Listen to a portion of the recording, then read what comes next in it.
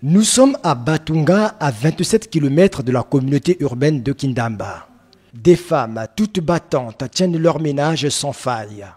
Mais ici, il se pose la question de la planification familiale comme dans tous les autres villages. Force est de constater que pas une seule femme n'est instruite sur la question, ce qui ne favorise pas la bonne croissance des enfants qui naissent de façon serrée, sans écart. Ces enfants, souvent malnutris, sont exposés à de diverses maladies. D'ailleurs, dans ce village, une mère de 6 enfants, la quarantaine révolue, ayant bénéficié de l'assistance sociale, venait d'accoucher des triplés. Mais après quelques semaines, 2 nouveau-nés, d'entre les 3, sont morts faute d'un allaitement conséquent et du bon suivi médical. Vous voyez vous-même, une femme de 18 ans a 4-5 enfants.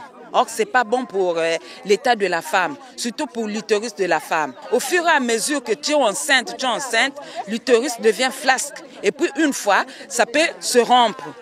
C'est pour cela qu'on est en train de se baser sur la planification familiale, pour que les femmes puissent espacer les naissances. Face à ces femmes, cette sage femme a procédé en langue vernaculaire à la sensibilisation quant à l'utilité de la planification familiale.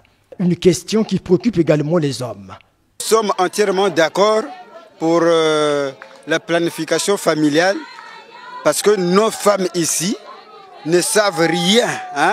Il y a certaines femmes qui ne suivent même pas leur cycle menstruel. Donc, les grossesses, ils prennent ça comme ça là. Ces populations qui aujourd'hui, grâce au retour de la paix dans le Poul, éprouvent d'énormes besoins, surtout en matière de santé. Le district sanitaire a des centres de santé et à la tête de chaque centre de santé, il y a un chef.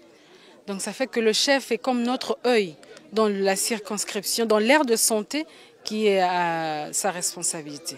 Et à chaque fois, tous les mois, nous avons des réunions avec les différents chefs de centre pour voir quels problèmes ils ont.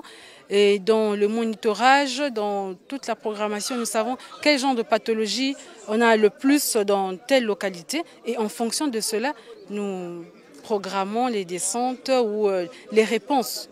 Une fois respectée, la planification familiale pourrait sauver ici la vie de la mère et de l'enfant.